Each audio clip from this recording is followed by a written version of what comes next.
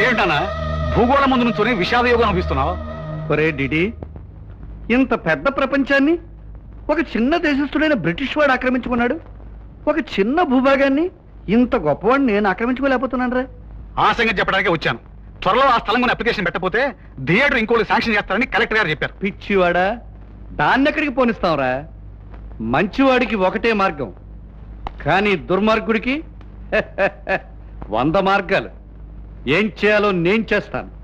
భారతదేశం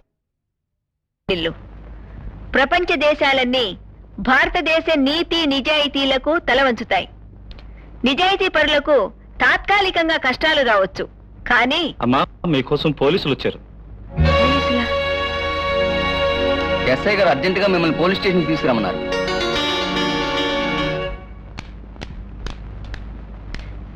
ఏమిటి ఎస్ఐ గారు, ఏం జరిగింది? పిల్లల్ని కనగానే సరికాదమ్మా, పెంచడం కూడా చేత కావాలి. పంతులమ్మగా వస్తున్న జీతం చాలక కూతుర్ని ఊరి మీద బలాదూరు వదిలేవా? ఇన్స్పెక్టర్, ఒళ్ళు దగ్గర పెట్టుకుని మాట్లాడండి. మీరు పోలీస్ స్టేషన్ లో ఉన్నారని గుర్తుంచుకోండి. ఆడవాళ్లను పోలీస్ స్టేషన్ పిలిపించి అసభ్యంగా మాట్లాడితే అవి పోలీస్ స్టేషన్లు కావు ఇన్స్పెక్టర్, వ్యభిచార గృహాలతో సమానం. అలాగా? అయితే వ్యభిచార నేరం కింద అరెస్ట్ అయినా ఆ పిల్ల నీకేమవుతుందో చూసి చెప్పు.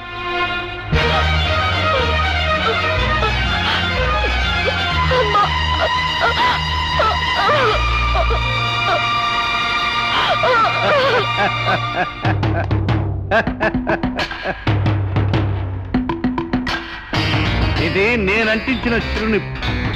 రేపు నీ కూతురు పరాయి మొగాడుతో కోర్టుకెళ్ళి రికార్డుల్లోకి ఎక్కిందంటే మీ మంచి కుటుంబం పరువు నేనంటించిన మంటల్లో ఆహుతైపోతుంది.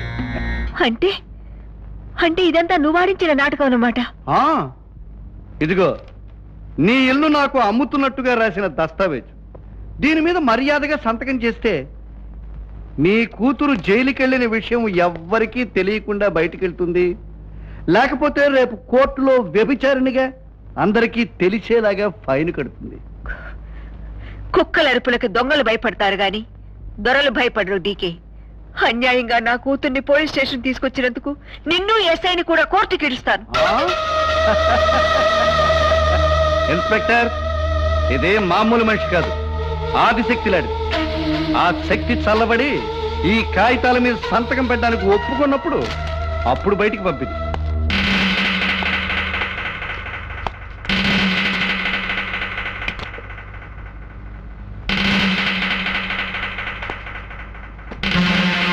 సావిత్రమ్మ, స్వరాజ్యం, ప్రజాస్వామ్యం, వాక్ స్వాతంత్ర్యం, పత్రికా స్వాతంత్ర్యం, సభా స్వాతంత్ర్యం లాంటి మాటలు ఈ స్టేషన్ గోడల బయటే కానీ లోపల ఉన్న నాలాంటి వాళ్లకు వినిపించవు.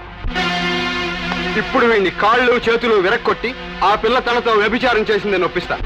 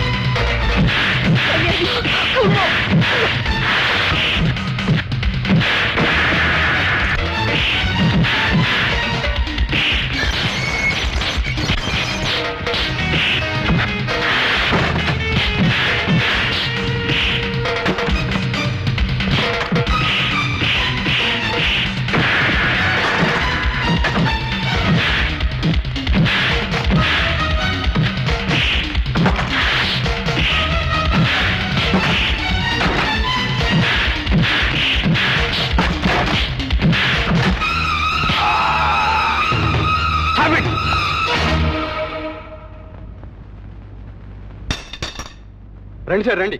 వీడెవడో నక్సలైట్లో ఉన్నాడు, స్టేషన్ మీద దాడి చేశాడు సార్. నార్మల్, అమాయకురాలైన ఆడపిల్లను వ్యభిచారిణి అని పోలీస్ స్టేషన్కి తెచ్చిన నువ్వు దోషివి. 10 మందికి చదువుల సరస్వతిగా నిలిచిన నా తల్లిని మెడబెట్టి గంటిన నువ్వు నేరస్తుడివి. మిస్టర్, పోలీస్ స్టేషన్ మీద దాడి చేయటం ఎంత నేరమో తెలుసా నీకు? ఒక ఎస్ఐ స్టేషన్ లో ఒక ఆడపిల్ల మీద అత్యాచారం చేయబోవటం నేరం కాదా సార్? ఆవిడెవరు? నాకు కన్న తల్లి. పవిత్ర భారతదేశంలో పోలీస్ స్టేషన్ లో జరిగిన పరాభవానికి తలదించుకున్న సరస్వతి.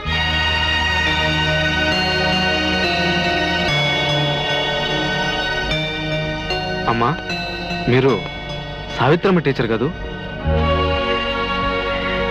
అవును అని చెప్పుకోవటానికి సిగ్గుపడుతున్నాను సార్.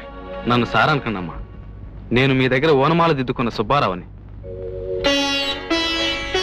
మీ జీవితాన్ని ఆదర్శంగా మీరు చెప్పిన ఆశయాలు ఆలంబనగా చేసుకుని ఇంత వాడినయ్యానమ్మా. అమ్మా ఆ పాప నా కడుపును పుట్టిన పాపానికి ఈ శాపానికి గురైంది. ఇతని నేను ఒకే కాలేజీలో చదువుతున్నాం. కాలేజీ కారిడార్ దగ్గర నుంచుంటే ఎస్ఐ గారు వచ్చి జీప్ ఎక్కని తీసుకొచ్చారు. Is it correct? కరెక్ట్ అంటే అతని ఉద్యోగం ఊడిపోతుంది బాబు. ఇంతకు ముందు డీకే అన్నవాడు మా ఇల్లు అమ్మమ్మని అడిగాడు.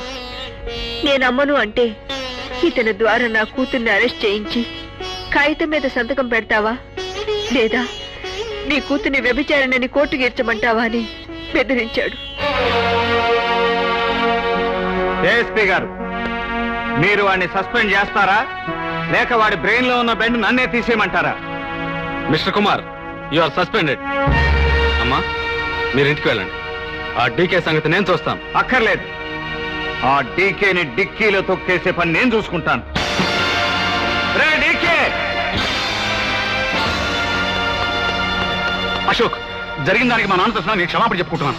ఆ ఇల్లు మీదని తెలియక మా నాన్న తప్పు చేశాడు. నామకం చూస్తే ఆయన క్షమించు ప్లీజ్. నీకు నాకు మధ్య ఉన్న స్నేహానికి ఇస్తున్న వరంగా దీన్ని భావిస్తున్నాను. లేకపోతే తలకొరువు పెట్టడానికి కూడా దొరకకుండా మీ నాన్న తలను విసిరి పారేసి ఉండేవాడిని. రే డీకే, నువ్వు ఆస్తులు సంపాదించుకుని ఉండొచ్చు, అంతస్తులు కట్టుకుని ఉండొచ్చు. ఆత్మాభిమానం గల కుటుంబం జోలికి వచ్చావో నీ అంతస్తుల పునాదుల్లోనే నిన్ను సమాధి చేస్తాను. ఖబర్దార్! అసలు నీ బుద్ధుందా? ఆడపిల్లకు పెళ్లి చేయాలంటే నా అతి కష్టమైపోతున్న ఈ రోజుల్లో నువ్వు పోలీస్ స్టేషన్కి వెళ్ళొచ్చావంటే ఎవరైనా నేను పెళ్లి చేసుకునేది? బుద్ధిగా కాలేజ్కి వెళ్ళి చదువుకోమంటే నీకు ప్రేమ కావాల్సి వచ్చిందట. సురేష్, ఏమిట్రా ఇది? చిన్న పిల్ల అసలే అవమానంతో చితికిపోయి కుమిలిపోతుంటే ఎందుకురా దాన్ని అలా హింసిస్తారు? నువ్వు కూడా అలా మాట్లాడతావేటమ్మా? రేపు దాని పెళ్లి చేస్తారు. నేను రండి కూర్చోండి. కళ్యాణి, ఈ దేశంలో పుట్టడం నేరం కాకపోవచ్చు, నీ బ్రతుకు నువ్వు బ్రతకాలనుకోవటం నేరం కాకపోవచ్చు.